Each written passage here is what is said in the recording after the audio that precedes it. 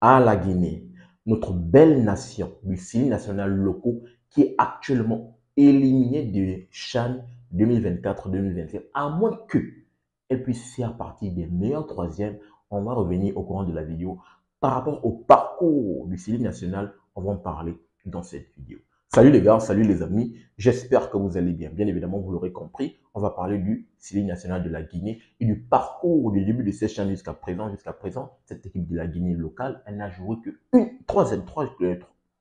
cette équipe du Sili national de la Guinée n'a joué que 3 matchs. 3 matchs. Elle a un dernier match à jouer qui est un match assez décisif pour savoir bien évidemment si elle peut décocher son ticket de qualification pour les quarts de finale pour le tour préliminaire. On va bien évidemment revenir par rapport à cela. Je tiens toujours à le rappeler et c'est le plus important. Si cette chaîne Super Seb, on va pousser et on va mettre en avant le football africain autour des compétitions africaines de football. Donc si toi, tu es amoureux du football africain et que cette thématique te parle, je t'invite à faire ces 3 choses. À t'abonner, partager massivement les vidéos et activer la cloche de notification pour ne manquer aucune de mes sorties. Sans plus tarder, on va se plonger sur le parcours de notre belle nation de Sili national que j'aime bien parce que j'ai fait une dernière vidéo dans laquelle j'étais revenu par rapport à l'annonce de la Fédération guinéenne de football qui disait bien évidemment que le Sili national avait nommé, non, la fédération avait nommé son nouveau sélectionneur qui est Paulo Duarte, le coach portugais qu'on connaît très bien sur le continent, qui est passé par le Burkina Faso, qui est passé par le Gabon, par le Togo, qui est bien évidemment qui va prendre ses bagages et arriver du côté de la Guinée pour encadrer cette équipe du Sili national. Cette équipe du Sili national, ces derniers temps, qui souffrait beaucoup de problèmes d'ingérence extra-sportifs et autres, avec son effectif, avec ses sélectionneurs, bien évidemment, avec sa fédération, avec son ministère, mais a décidé de mettre l'église au centre et de se concentrer sur le football avec l'arrivée de Paulo Duarte. On va voir bien évidemment ce que ça va donner. Je tiens à rappeler que cette équipe du Sili national de la Guinée, je parle des après, je parle des seniors, ils ne sont pas présents à la CAN du côté du Maroc. Malheureusement, est-ce qu'elle va pouvoir décrocher son ticket de qualification pour le mondial, faire partie des meilleurs deuxièmes? On verra au mois de septembre et au mois d'octobre. Mais revenons bien évidemment au CHAN et parlons de cette équipe du Sili national locaux, bien évidemment. Eux qui sont engagés dans ce CHAN, qui ont mal, on va dire, qui sont bien rentrés dans le CHAN et pourtant, elle est bien rentrée dans le CHAN, mais après, elle va se faire dézinguer peu à peu au courant de la compétition. On va revenir par rapport au parcours. On va voir la première rencontre de cette équipe du Sili national. Le Sili national va jouer son premier match, on se rappelle bien, le lundi.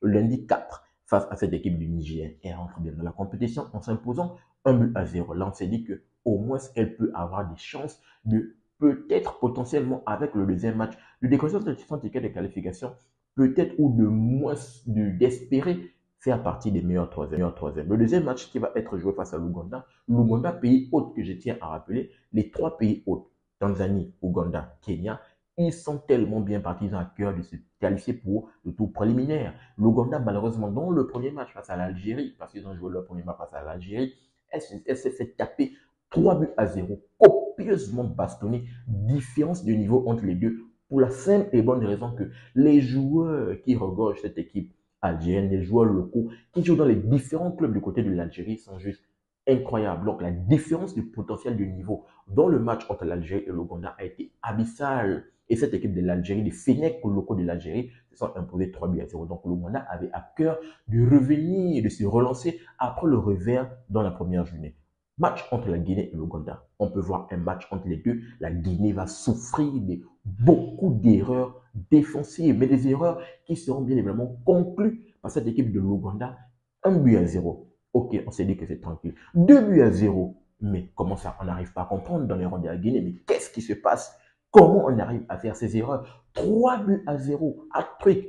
Bien évidemment, l'Ouganda arrive à copieusement bastonner cette équipe guinéenne, finit le match au bout de la deuxième rencontre déjà en s'imposant 3-0. La Guinée est dos au mur, la tête la main sur la tête. Mais comment c'est possible qu'on arrive à se faire battre 3-0 face à cette équipe de l'Ouganda? Et pourtant, que ce soit sur le papier que sur le terrain, elle n'est pas supérieure à nous. Mais pour la simple et bonne raison que cette équipe de la Guinée a eu vraiment des erreurs défensives qui étaient évitables. Donc, le troisième match, on peut dire que cette équipe de la Guinée rencontre un ordre quand même. Cette équipe de l'Afrique du Sud, bien évidemment, qui a à cœur, bien sûr, de poursuivre sur son élan avec les jeunes générations. Parce que je tiens à rappeler que j'ai débriefé la CAN des moins de 20 ans.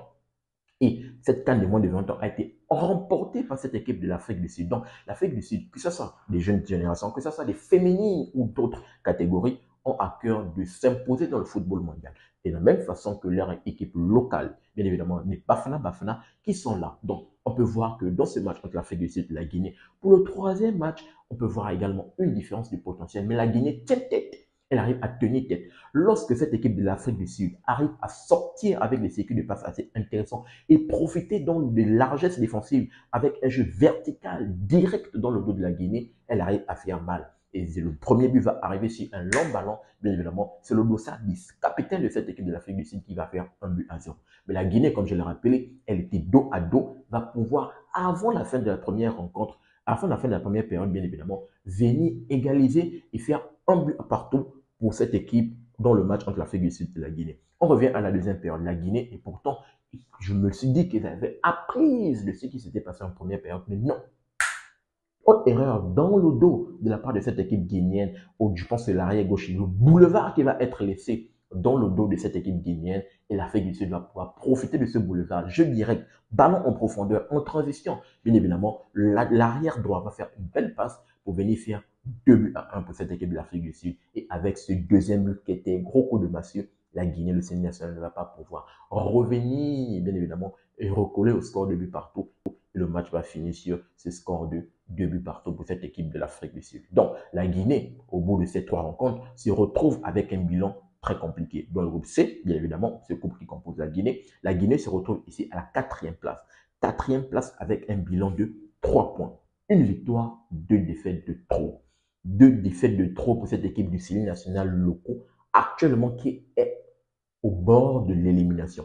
À part si, bien évidemment, avec les différents calculs et en s'imposant dans le dernier match, si seulement si, avec les différents calculs, en voyant ce que les autres vont faire dans les différents groupes, elle arrive à pouvoir s'imposer.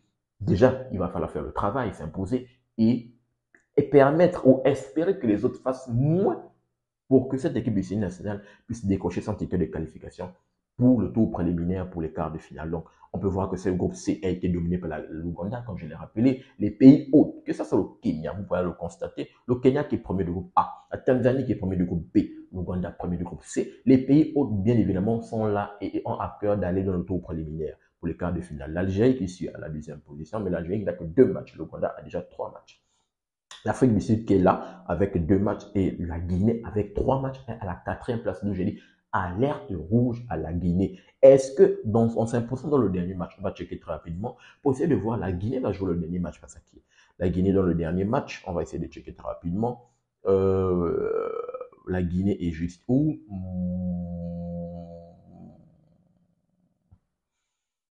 Ah oui, la Guinée est là. Oui, la Guinée va jouer demain. La Guinée joue demain face à l'Algérie. Très grand match, très difficile. L'Algérie, comme je l'ai rappelé, l'Algérie, c'est une très grande nation sur le continent. Pour la simple et bonne raison que l'Algérie, les joueurs qui composent l'Algérie, c'est les joueurs qui sortent des clubs algériens.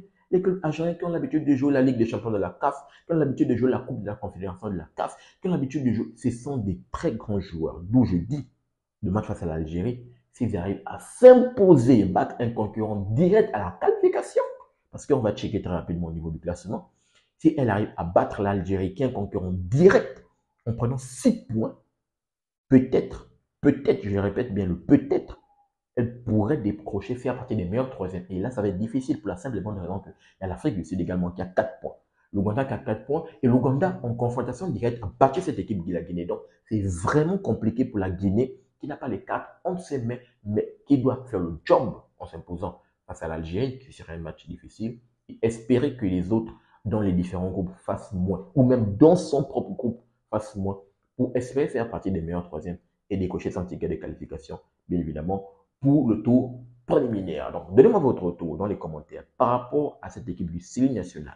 Pensez-vous que dans la dernière journée décisive face à l'Algérie, elle peut de 1 s'imposer, de 2 avec les différents calculs se qualifier pour le tour préliminaire pour les quarts de finale? Je vous attends dans les commentaires par rapport à votre analyse et votre opinion. N'oubliez pas de vous abonner, de liker et surtout activer la cloche de notification pour ne manquer aucune de mes sorties. Peace. À bientôt les gars.